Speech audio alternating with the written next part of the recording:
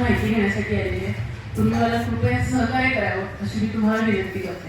अहो बाई, सांगायचं काय कारण नाही का? मी ओळखते की तुम्हाला. अरे दिन्या, तुझ्या मम्मीला चहा ठेवायला सांग. बाई आल्या बाई. बसा खुर्चीवर.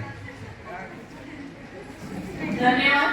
जसं तुम्ही माझं आपुलकीनं स्वागत केलं, तितक्याच खऱ्यापणाने छान अशी माहिती तुम्ही मला द्यावी अशी मी तुम्हाला विनंती करते.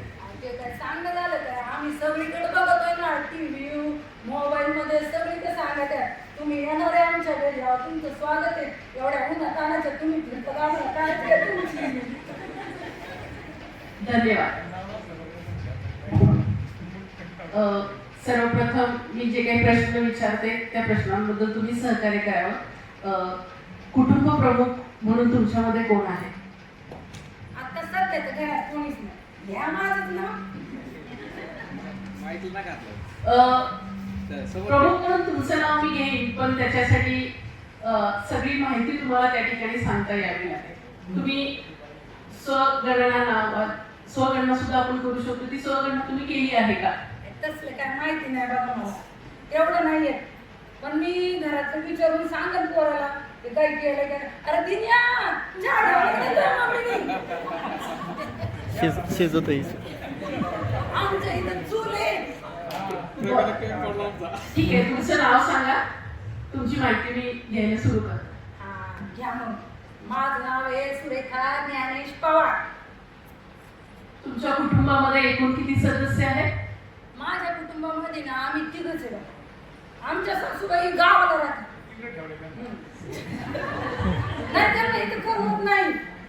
आम्ही मस्त करतो या. सासूबाईंची माहिती तुम्ही इथं देत नसाल तर गावाकडे ज्या ठिकाणी आहे त्या ठिकाणी द्यायला सांगा.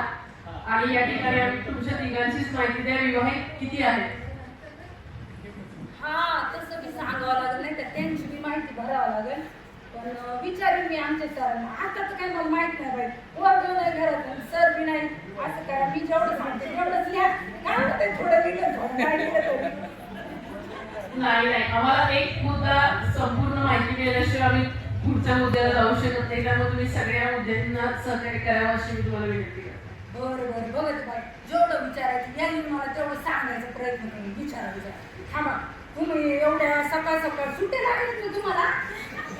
आम्हाला त्यांच्याकडनं एक शैक्षणिक आणि त्याचप्रमाणे राजकीय कार्य असल्यामुळं आम्ही सुट्टी न घेता सगळी राजकीय माहिती घेत आहोत.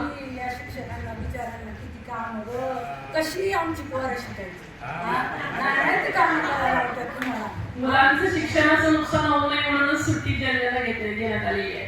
एवढ्या उन्हात आणायचं, सकाळचंच येत जा बाई. सकाळची तुम्हाला घरी सगळी भेटते ना. विचारा काय विचारायची तुम्हाला. कुटुंबामध्ये विवाहित किती आहेत? आता बघा आम्ही दोघच. विवाहित दोघे जण आहात. ठीक आहे. घर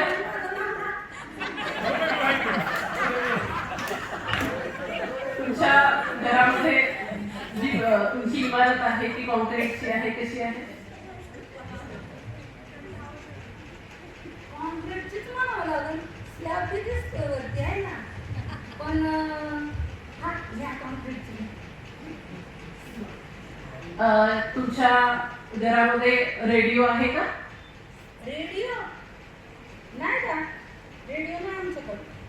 तुम्ही इंटरनेटसाठी मोबाईलचा वापर करता की वायफाय आहे? माझ्याकडे तर काहीच नाही. म्हणून तुम्हाला माहित नाही तुम्ही काय सांगत होता ते भरले का. काय नाही माझ्याकडे. तुमच्यामध्ये घरामध्ये किचन आणि हॉल बेडरूम वगैरे अशी किती खोल्या आहेत एकूण? ते काय असतंय? एकच घर आहे आमचं. तिकडे त्याला स्वयंपाकाची खोली आहे आणि इकडे ह्या बाजूला ही खोली. एवढी दोनच घर आहेत बघा आमच्याकडे सध्या. जास्त काही घेऊ नका बाई, एवढंच द्या. टू व्हीलर फोर व्हीलर काय आहे? हा, टू व्हीलर आहे. फोर व्हीलर नाही, फोर व्हीलर नाही, टू व्हीलरच.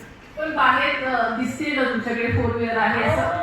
ती माझी बहीण आली आहे गावावरून, मुंबईवरून आली ना, तर ती गाडी काढली. माझ्याकडे एक ऍप आहे. त्या ऍपमध्ये जर तुमच्या गाडीचा नंबर टाकला त्या गाडीच्या मालकाचं नाव लक्षात येतं. मी तुमच्या गाडीचा नंबर टाकून मालकाचं नाव बघू शकते बरं का?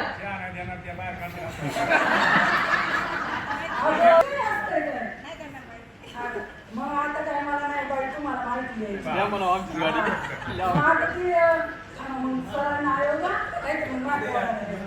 हे जरा वेगळंच दिसतंय. मग मला वाटलं बाई आपल्याच आहे. सांगा बाई काय हातच दुसऱ्या लागले. बाकी आपल्या आहे त्यामुळे तुमची गाडी आहे माहिती आहे बाईंना